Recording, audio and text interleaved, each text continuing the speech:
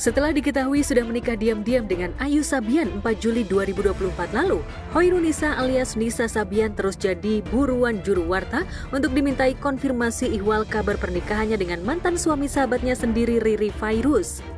Namun seperti biasa, Nisa mengambil langkah menghindar dari kejaran juru warta. Begitupun Ayus yang kini sudah resmi menjadi suaminya. Tapi seberapa jauh pun Nisa dan Ayus menghindar, kamera netizen selalu mengintainya dimanapun Nisa berada. Teranyar sebuah video berisi rekaman ihwal kondisi Nisa beredar di berbagai postingan akun gosip. Dalam video itu ada yang berbeda dari penampilan Nisa. Pelantun selawat Din As-Salam ini penampilannya tampak berubah, terutama dari gaun yang dikenakannya, tampak bagian perut Nisa lebih membesar. Netizen pun menduga Nisa tengah hamil mengandung buah cinta suaminya Ayus. Nisa, halo. Alhamdulillah. Alhamdulillah. Nisa sehat ya? Saat salah satu netizen mengambil foto, Nisa tampak berusaha menghindar. Ia memilih membelakangi orang yang mengambil gambar sembari berusaha menutupi bagian tubuhnya yang membesar. Kata-kata hari ini. Kata-kata hari ini. Bismillah ya. Oh, ayo sibuk banget.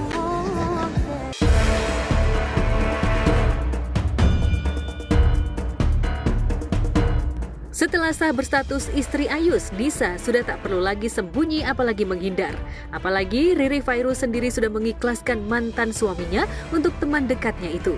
Meski tak dipungkiri, rasa kecewa itu masih begitu bergurat dari wajah Riri ketika ditanya soal hubungannya dengan Nisa Sabian. Sampai saat ini aku belum pernah ketemu sih sama. Tapi komunikasi ada ketemu enggak? Sama sekali enggak. Kan nggak penting juga komunikasi sama papanya, jadi sama itu enggak. Urusan dia menikah dengan si itu, ya udah. Maksudnya udah bukan urusan aku, dan aku sekarang ya fokus ke diri aku aja sih. Kan mereka udah menikah, semoga sakinah mawaddah warahmah, semoga menjadi pasangan dunia akhirat, dan semoga ya setialah sampai akhir hayat. Setialah sampai akhir hayat. Bisa maaf. Meski sudah berusaha move on, Riri memang ogah membahas soal hubungannya dengan Nisa. Sementara meski sudah resmi menikah dengan sang keyboardis, Nisa juga belum bisa sepenuhnya terbuka tampil ke publik. Apalagi reputasi atau image-nya sebagai wanita perebut suami orang masih begitu melekat di ingatan publik. Lantas benarkah karena derasnya hujatan ini, Nisa memilih mengambil sikap menghindar dari kejaran juru warta? Lantas benarkah situasi rumit yang tengah dihadapi Ayus dan Nisa sempat membuatnya tertekan hingga menghindari keramaian? Bagaimana dengan profesi keduanya yang mengharuskan manggung bertemu banyak orang? Benarkah sebagai teman masa kecil Ayus, Ustadz Zaki Mirza berusaha menguatkan sahabatnya itu?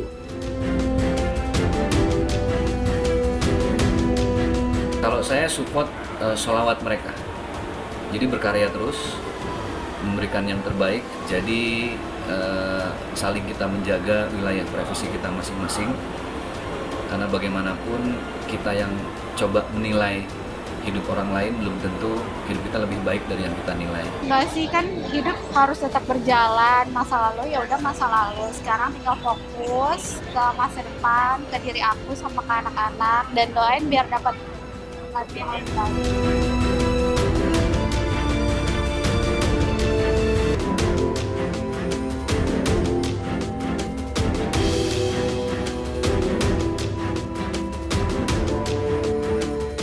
Sudah 24 purnama lebih, Vena Melinda harus menunggu gugurnya status sebagai istri aktor Ferry Irawan. Meski secara agama, ibunda dari Verrell Bramasta ini sudah cerai dari Ferry, namun secara negara, statusnya hingga kini masih sebagai istri sah Ferry.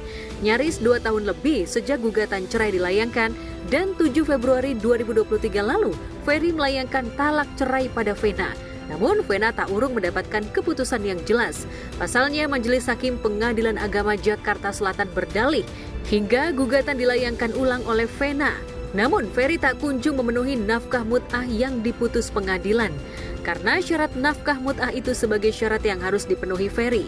Secara otomatis, proses cerai masih menggantung. Mungkinkah Ferry sengaja menggantung status Vena sebagai istrinya? mengajukan itu bentuknya permohonan, maka ketika sudah diputus harus dilanjutkan dengan ikrar talak. Ketika ikrar talak itu dilanjutkan maka gugur atau batal demi hukum. Dan sekarang pihak dari perempuan yang mengajukan dari Mbak Pena bentuknya adalah gugatan. Jadi gugatan itu barusan sudah selesai semua disidangkan, tinggal kita menunggu secara ekot aja tanggal 2 Desember. Jadi ya mungkin ini cuman ya apalah, ngelengkapin tambah keterangan aja itulah. Memang betul, pada tanggal 9 Februari 2023, Ferry yang kebetulan saat itu dibesuk oleh adik kandungnya Mbak Maya, itu menuliskan surat di atas kertas yang sederhana dengan keterbatasannya, yang dipertanyakan kok tidak ada materainya oleh pihak sebelah. Seyogyanya kan monggo-monggo saja berbicara soal barang-barang tersebut. Barang-barang yang diminta apa sih? Kayak ada paspor, dokumen lah, lebih ke dokumen, terus ada akte lahir.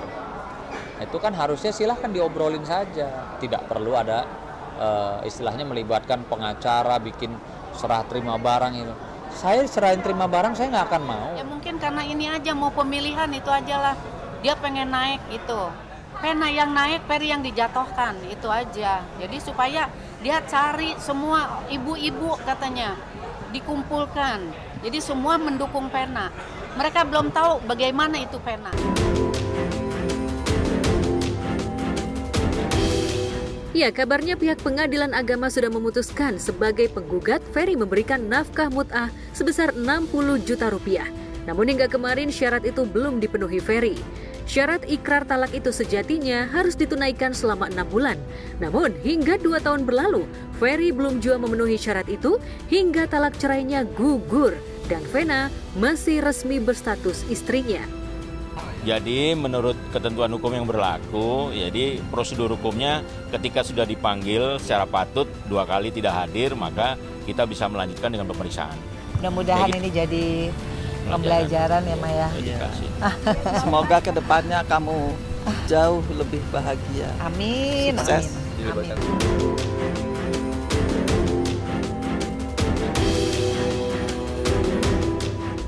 Kesal dengan statusnya yang masih menggantung, Vena pun akhirnya melayangkan kembali gugatan cerai. Dan kemarin menurut Vena, sidang cerainya dengan Ferry akan diputus pekan depan atau 2 Desember 2024 nanti. Putusan cerai Vena dan Ferry rencananya akan berlangsung secara e-court. Lantas mungkinkah 2 Desember nanti Vena akan resmi menyandang status janda Ferry? Bagaimana harapan Vena? Akankah Ferry kembali mengulur waktu? Alhamdulillah, yang jelas ini udah one step forward ya. Artinya kita tinggal tunggu keputusan hakim nanti secara e-court tanggal 2 Desember. Itu melegakan aku banget. Alhamdulillah, proses panjang hampir 2 tahun ya. Akhirnya sampai di ujung juga, jadi aku ada kepastian hukum untuk segera bercerai. Ya itulah intinya ya. Mungkin hari ini hari terakhir, ya udahlah biarlah tuntas semua. Kalau masalah itu sudah lewat ya, sekarang kita ke depan, semoga doanya semua supaya Vena bisa nanti tanggal 2 Desember ya. Putus.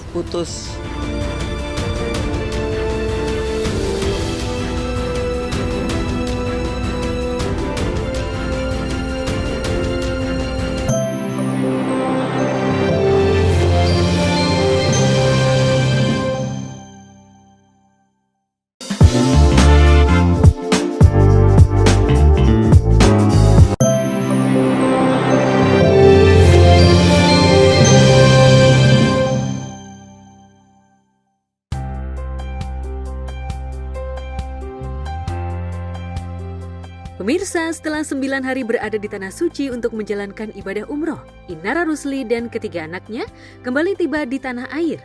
Kedatangan rombongan Inara di Bandara Soekarno-Hatta Kamis kemarin membawa sejumlah pengalaman cerita religi selama berada di tanah para nabi itu. Ibu 3 anak itu berbagi pengalaman mendalam saat menjalankan ibadah umroh bersama ketiga buah hatinya itu. Pastinya seru dan repot.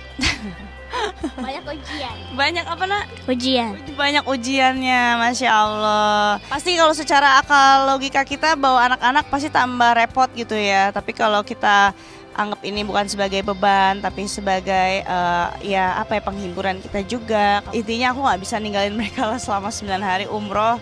Sebenarnya ini tuh adalah doa yang aku ucapin waktu umroh pertama kali di 2019. 2019 itu pertama kali kami umroh, di situ aku udah minta sama Allah untuk bisa balik lagi ke sana.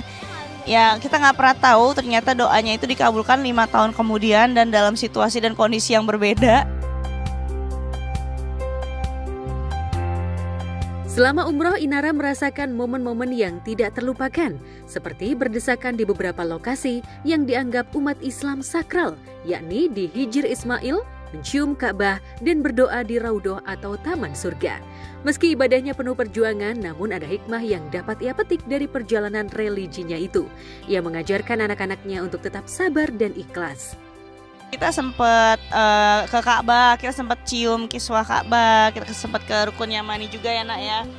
Kegencet-gencet sama orang, Masya Allah. Karena hampir semua orang dari seluruh penjuru dunia kan ngumpul semua di situ melakukan ibadah. Jadi kita ya harus berjuang untuk berebut berkahnya gitu loh di sana. Sabar aja. Iya.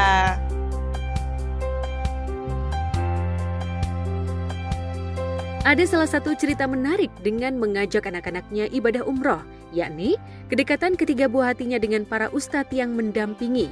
Salah satu anak laki-lakinya bahkan memanggil ustadz tersebut dengan panggilan ayah. Hal itu lantaran mereka merasa begitu nyaman dekat dengan sang ustadz. Lantas benarkah anak-anak Inara membutuhkan sosok ayah dalam kehidupannya pasca kedua orang tua mereka bercerai? Iya, manggilnya ayah, aduh repot. Spontan aja, makanya aku juga bingung gitu kan. Maksudnya padahal sehari-hari juga kadang-kadang ke tempat dedinya gitu. Maksudnya nggak kurang lah main sama dedinya. Tapi sama Ustadz Endra sama Ustadz Amir nih kok cepet banget akrabnya. Nggak tahu tuh anak minta gendong mulu. Ustadznya Masya Allah, Tabarakallah. Untung Ustadznya juga bisa ngomong gitu, anak-anaknya jadinya aman lah, nyaman sama mereka gitu. Saking nyamannya sampai kemana-mana nyariin Ustadznya mulu. Sampai hari ini Om Hendra mana, Om Amir mana, astagfirullahaladzim, maminya yang repot.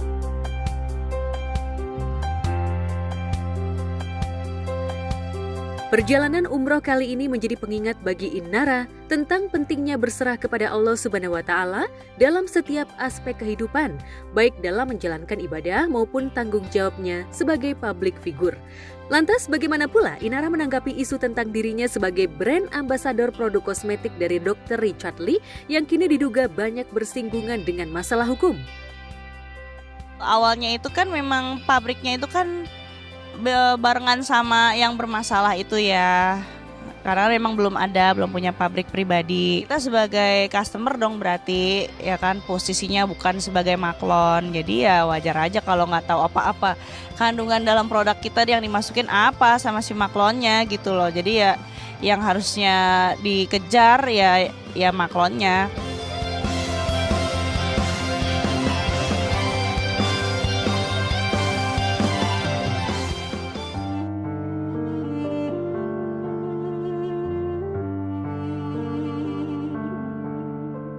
Sementara itu kabar duka datang dari dunia hiburan tanah air. Ibunda dari aktor senior yang juga politisi Dede Yusuf, aktris senior era 70-an Siti Rahayu Effendi atau yang karib dikenal Rahayu Effendi, meninggal dunia Kamis kemarin di usia 82 tahun. Almarhumah mengembuskan nafas terakhirnya di rumah sakit karena mengidap penyakit jantung dan juga komplikasi. Ibu saya ini sudah hampir 60 hari di ICU. Jadi tepatnya tanggal 1 Oktober beliau kena serangan jantung, lalu kemudian dibawa ke rumah sakit dan selama dirawat di sana karena kondisinya mungkin harus di intensive care unit sehingga tidak boleh ditengok. Itu sebabnya kami tidak memberitahu kemana-mana, sempat kembali pulih, tetapi karena usia sudah 82 tahun, jadi banyak sekali kondisi tubuh yang organ-organ vitalnya mungkin tidak menunjang. Nah, alhamdulillah beliau kelihatannya sangat kuat sekali ya. Jadi pada saat semua kondisi organ vitalnya sudah tidak sanggup, tetapi beliau masih tetap bertahan sampai tadi subuh jam 4.38 dokter menyatakan sudah tidak ada. Rasanya hampir semua penyakit beliau sudah pernah lewati dan dia survive. Nah, artinya penyakit jantung itu hanya pemicu saja yang mungkin di konteksnya karena berat badan, ya mungkin tensinya tinggi, tetapi ya mungkin udah usia aja ya. Sudah 82 tahun itu sudah melebihi dari usia pada umumnya. Saya mengenal almarhumah sudah lama sekali ya. Ada rasa penyesalan karena beberapa kali saya dan kawan-kawan ingin sekali, nggak tahu, kepingin ketemu gitu untuk kita ngobrol, bernostalgia gitu ya. Tapi terlalu aja nggak kesampaian. Tiba-tiba dengar beliau masuk ke rumah sakit gitu, dan di rumah sakit pun tidak bisa kita lihat ya, tidak boleh masuk gitu loh, jadi hanya dari luar. Ya, insya Allah kita doa bersama untuk almarhumah husnul khotimah. Amin.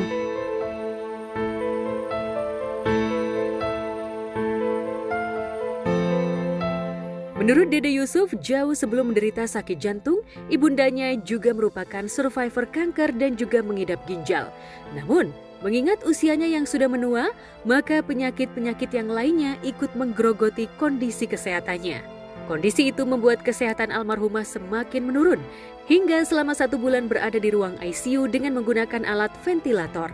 Lantas adakah pesan terakhir yang disampaikan mendiang Rahayu Effendi sebelum ajal menjemput? 2 bulan yang lalu, ketika kita sedang meminta izin untuk penayangan ulang jendela rumah kita. Masih kesini, ibu saya masih video call sama direktur, saya mengatakan, wah bikin film harus begini dong, serial begini, masih aktif ya. Prinsipnya semangatnya itu nggak pernah berhenti. Sampai masa terakhir, dalam beberapa hari terakhir kemarin, keinginannya untuk sadar itu masih besar sekali. Figur ibu yang benar-benar gigih, bukan hanya saya atau anak-anak yang dibesarkan, tapi banyak sekali saudara-saudaranya.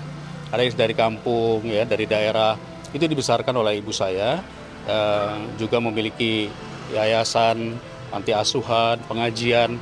Tadi kalau dilihat di dalam tuh banyak teman-teman pengajian dari ibu saya.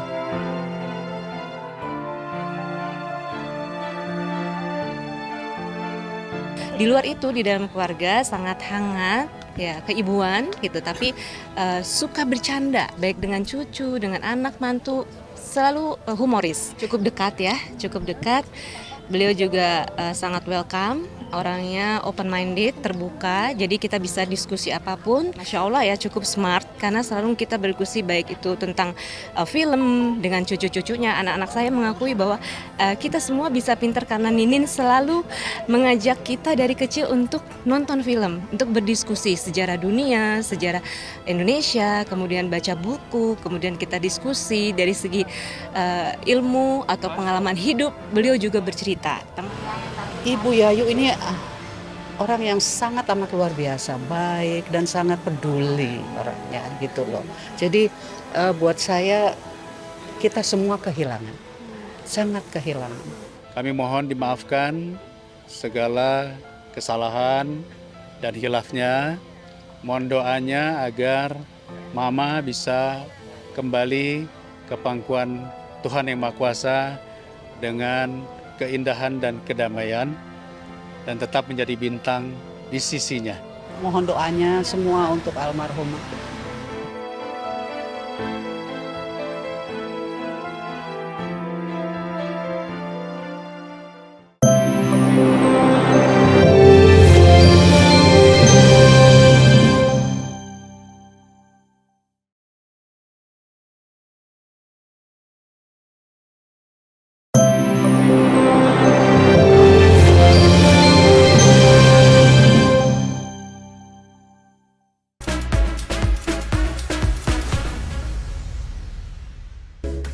Kembali lagi di Gospot, pemirsa. Heboh ya, istri dari Raffi Ahmad, Nagita Slavina, tiba-tiba kok dicap sombong sama netizen. Waduh, ada apa lagi ini ya? Tapi berbanding terbalik sekali nih dengan Nagita.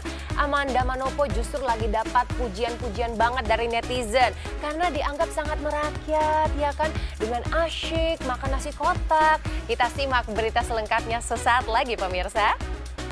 Last but not least, jangan lupa saksikan Gospot setiap Senin sampai Jumat 9.15 waktu Indonesia Barat hanya di RCTI. Karena akan selalu ada berita-berita selebriti paling hot pastinya di Gospot. Saya Felina Tan, stay healthy and happy. Have a good day. Bye-bye.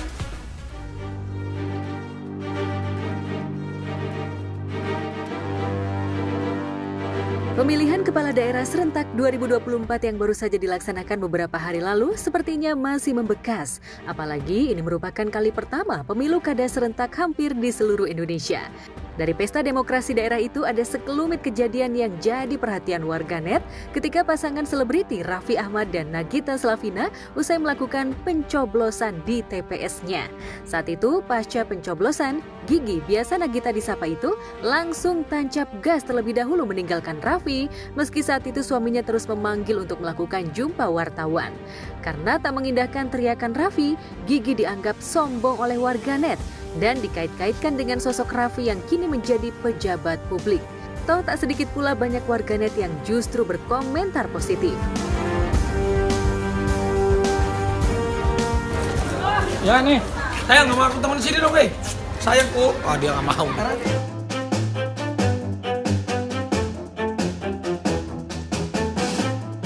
Meski sempat tak menghiraukan panggilan Raffi, tapi pada akhirnya Gigi tetap mendampingi suaminya kok untuk menemui wartawan usai mencoblos. Tapi tetap saja Gigi terekam kamera menyolek Raffi agar mempercepat sesi wawancaranya. Hingga Raffi pun mengamini ajakan istrinya tersebut. 2 RT03 RT 202 RT 1 gabung jadi satu. Ya, pokoknya salam semua untuk semua para petugas ketertiban TPS di seluruh Indonesia. Sehat-sehat semua. Amin.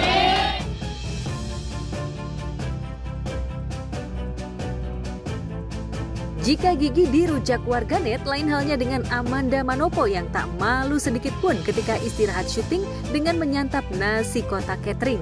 Alih-alih sebagai public figure masyhur dan tentu saja memiliki pundi-pundi rupiah yang banyak, Manda biasa Amanda Manopo disapa, tak sungkan bahkan ia begitu lahap menyantap nasi kotak tersebut.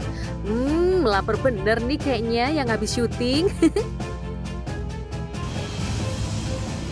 Akhirnya makan catering lagi ya, Mas.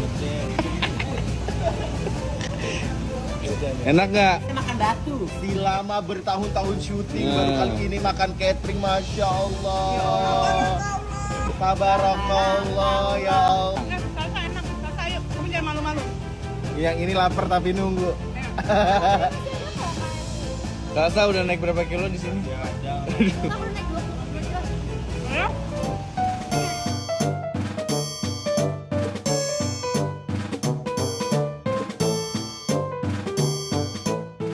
Jika Manda begitu lahap, lain halnya dengan Salsabila lawan mainnya di sinetron Cinta Yasmin yang tampak menahan lapar lantaran makanan yang dipesannya belum juga datang. Tak sampai di situ, aksi kocak Manda juga jadi sorotan saat ia mengenakan kostum balon. Bahkan kostum ini cukup nyeleneh dan juga berhasil membuat warganet terhibur. Kostum balon tersebut berbentuk celana yang seolah-olah sedang digigit oleh seekor buaya. Tampak mendalami peran, Manda pun memamerkan ekspresi wajahnya yang pura-pura kesakitan. Waduh, meleng dikit Manda jadi komedian nih. Kenapa, Neng? Sakit-sakit, digigit. Kenapa? Digigit. Ya.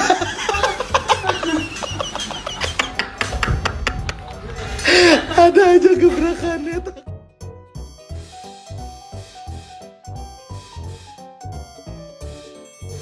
Tak kalah kocak dan nyeleneh dengan backsound lagu Kung Fu Fighting, Manda tampil kocak mengenakan kostum balon berbentuk seperti badan sumo. Tak hanya itu saja, ia juga tampak begitu lincah saat berpose menirukan beberapa gerakan sumo.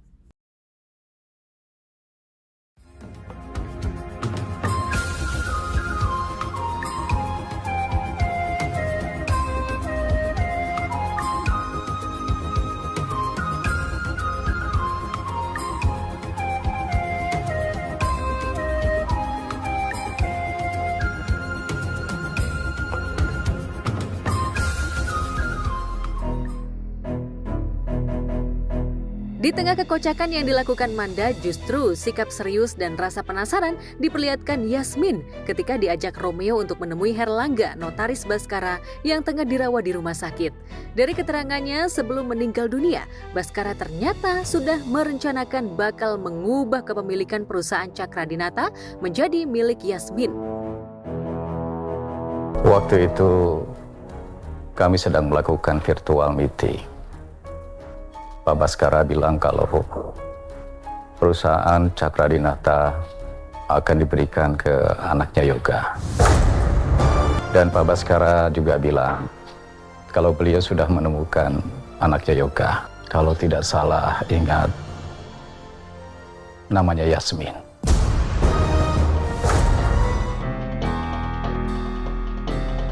Bukan mau dikasih ke Yasmin ya, memang punya Yasmin sih, tapi gimana caranya mungkin tidak akan ada di tangan Yasmin.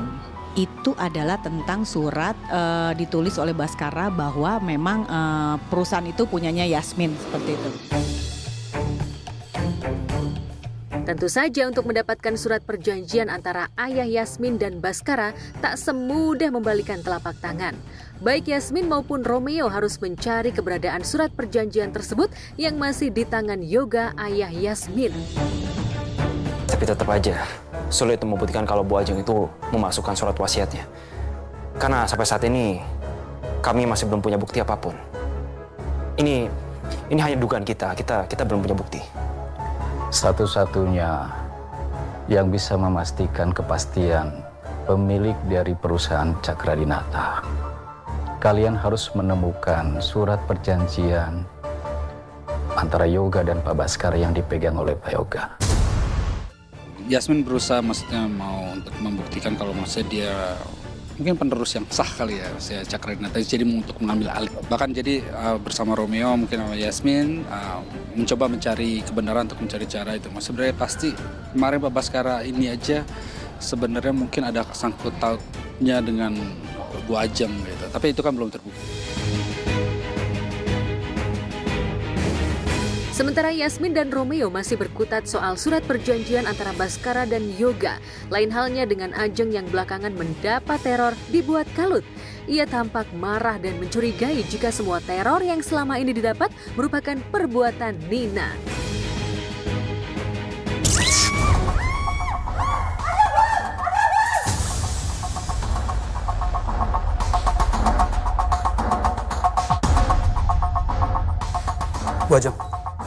Bu Ajeng, ini bukan bom.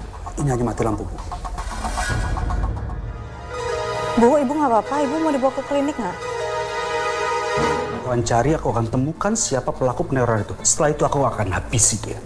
Aku yakin banget. Pasti ini kerjaan orang lain. Nggak mungkin anaknya Rati dan Yoga. Atau jangan-jangan Nina. Enggak, karena aku tahu banget perempuan yang sangat berani dengan Ajeng Cakradinata ya cuman si Nina ini gitu. Cuma Nina wanita yang sangat berani dan sangat serampangan untuk membuat Ajeng itu hancur.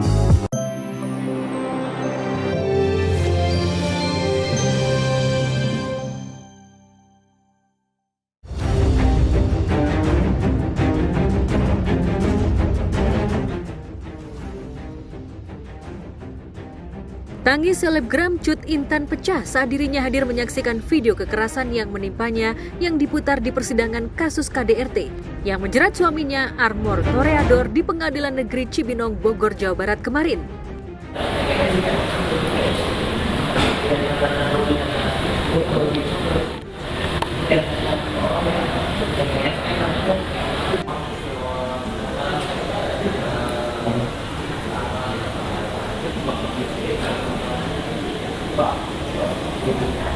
lebih ke traumanya ngelihat videonya. Kalau Nangis, aku, Intan. ya karena harus diputar dari awal dan harus dilihat, jadi emang terbawa suasana, karena kan nginget hari itu nggak enak banget ya Tan. Iya.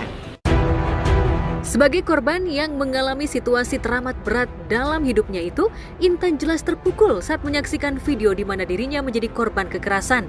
Namun, ibu 3 anak itu berusaha kuat. Rasa trauma itu berusaha ditepis dengan penguatan mentalnya.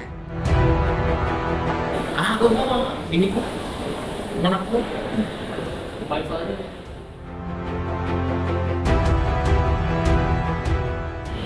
Pasti sedih sih tadi ngelihat lagi, soalnya harus menyaksikan lagi videonya, jadi ke-trigger. Insya Allah sih situasinya, mudah-mudahan sidang berikutnya lebih bisa menyiapkan mental lebih baik. Jadi ada 5 video yang kita jadikan bukti. Saya bisa memahami ya Intan kalau sampai harus menangis dan tersendat-sendat untuk bicara, itu wajar. Jika Cut Intan seolah teringat kembali dengan lorong gelap kekerasan yang dilakukan orang paling dekat dengannya, yakni sang suami. Sikap murka juga diluapkan oleh pengacara Cut Intan, Anna Sofa Yuking, lantaran ia jengkel melihat keterangan pengacara Armor yang bertele-tele dan menganggap seakan kekerasan itu sebagai hal lumrah. Tadi kita sempat emosi ya karena dari pihak penasihat hukum dari Armor seakan-akan bertele-tele. Waktu saksi fakta, sepupunya Intan itu, WA maminya Intan nih. Di situ di WA-nya kita kan tunjukkan faktanya ini. Nah, kita konfirmasi dong, klarifikasi benar nggak. Ternyata memang awalnya dibantah sama saksi yang fakta itu. Saksi itu melerai. Yang melerai kan berarti itu yang menjadi perdebatan tadi, apakah betul, apakah tidak, makanya dibuka tadi. Pertanyaan itu membuat seakan-akan ya menggambarkan tidak punya rasa empati gitu terhadap korban.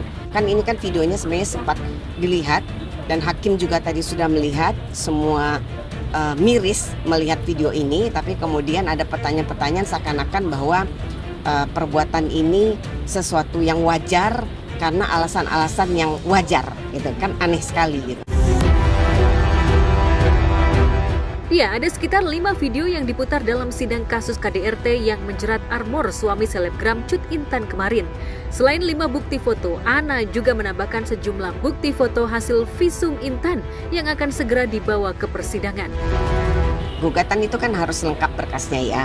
Bukti-bukti harus lengkap karena Intan kemarin itu sempat pindah rumah.